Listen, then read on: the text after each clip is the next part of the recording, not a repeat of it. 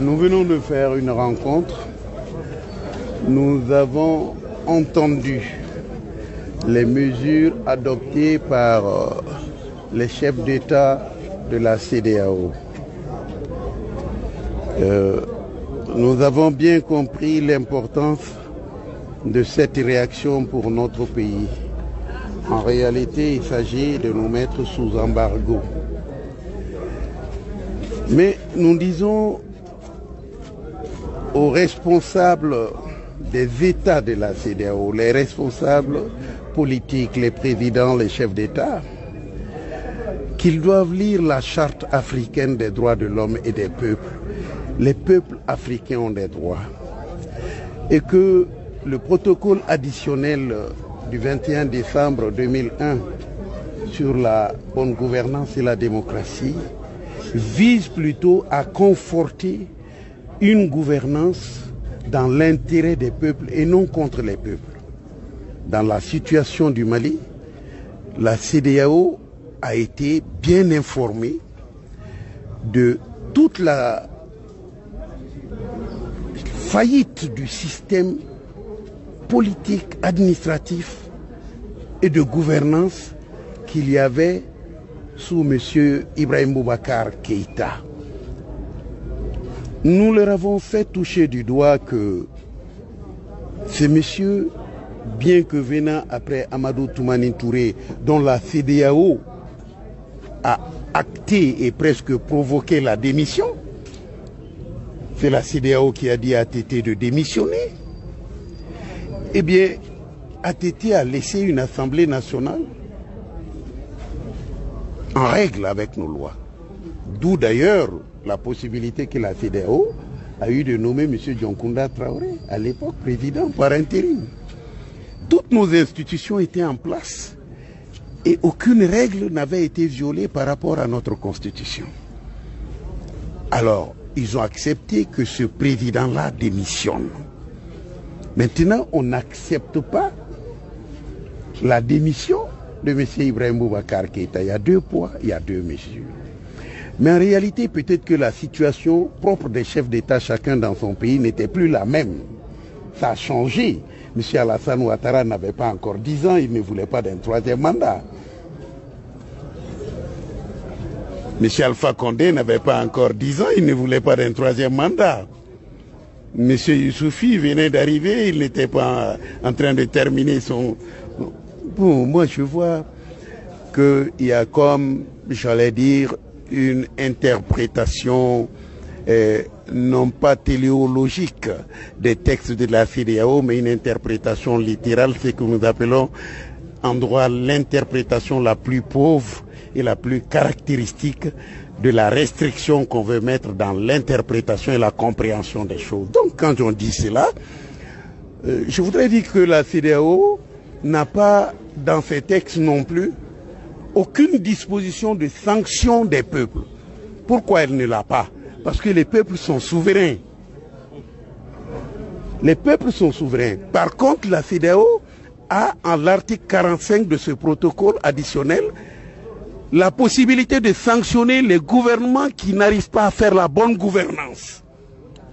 Au lieu de sanctionner M. Ibrahim Boubacar Keïta, de lui dire on te retire des instances de la CEDEAO parce que les enfants du Mali ne vont pas à l'école, parce que la santé a fait 4 mois de grève, parce que les juges ont fait 4 mois de grève, rien ne marche chez toi, l'Assemblée tu n'as pas pu organiser les élections, le Haut Conseil des collectivités territoriales, ça fait 13 ans qu'ils sont là-bas, et leur mandat n'est même pas renouvelé par une loi anticonstitutionnelle, et le Conseil économique et social, ton Premier ministre n'a même pas fait de déclaration de politique générale. Au lieu de dire ça, M. Ibrahim Boubacar Keïta, pour lui dire, c'est vous qui êtes le symbole de la mauvaise gouvernance, donc ne venez pas à nos réunions. Ils sont prêts à faire une visioconférence avec M. Ibrahim Boubacar Keïta, le plus mauvais élève de la CEDEAO. Mais ils sont prêts à sanctionner le peuple, l'un des peuples les plus courageux de la CEDEAO. Nous avons pris notre destin en main et que la CEDEAO sache, qu'il est en marche un printemps ouest-africain, des peuples ouest-africains contre des gouvernements et leurs syndicats qui violent nos droits. Ça c'est clair pour moi. Le combat va continuer et nous allons gagner ce combat contre ce genre de dirigeants à la vue restreinte, dans une sorte de dépression administrative, politique, et qui restreint nos droits et qui veut nous comprimer, si ce n'est nous confiner dans leur ignorance totale de l'application de leurs propres droits. Nous ne serons pas confinés. Nous, on n'est pas au Covid-20. Le Covid-19, on n'a pas la solution, mais la CEDEAO, c'est le Covid-20. Excusez-moi. Bonsoir. Le comité stratégique du M5 RFP vient de terminer une session spéciale. Je voudrais rendre compte aux militants du M5 RFP, à l'ensemble du peuple malien, des grandes conclusions de cette importante rencontre. Nous avons enregistré et examiné la situation sociopolitique créée depuis le mardi 19 août 2020 en République du Mali. Le M5 RFP se félicite de l'aboutissement du combat héroïque du peuple malien. Cet aboutissement est la démission d'Ibrahim Bokar Keïta du poste de la fonction de président de la République, de la dissolution du gouvernement et de l'Assemblée nationale. Nous avons aussi pris acte de la déclaration du Conseil national pour le salut du peuple, le CNSP, d'ouvrir une transition politique civile. Nous avons salué avec force l'ensemble des composantes du peuple malien, particulièrement la jeunesse du M5 RFP et la diaspora et les femmes. Nous avons dit que pour couronner ce succès, demain jeudi, nous aurons un point de presse ici, jeudi 20 août, où nous allons rendre public une déclaration qui donnera la vision du M5 RFP par rapport à la situation actuelle. Mais cela ne suffit pas.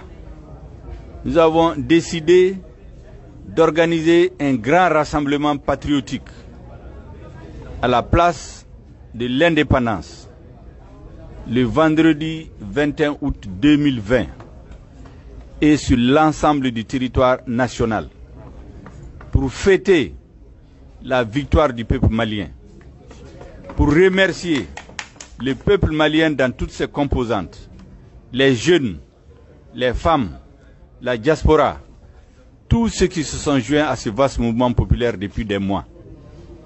Nous avons constaté avec beaucoup de bonheur que le changement s'est opéré sans violence. Nous savions ce que ce pouvoir préparait contre les futures manifestations du M5 RFP.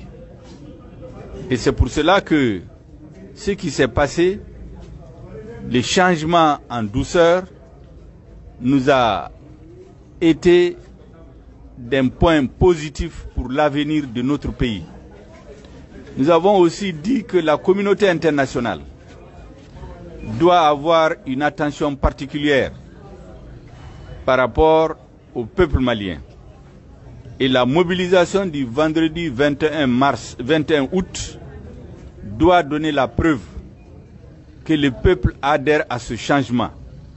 Un premier signe, c'est que nous avons constaté que l'ensemble des corps de nos forces armées de sécurité ont travaillé ensemble pour éviter à notre peuple un bain de sang, pour éviter des tueries, des arrestations, des déportations qui étaient préparées contre la haute direction du M5 RFP.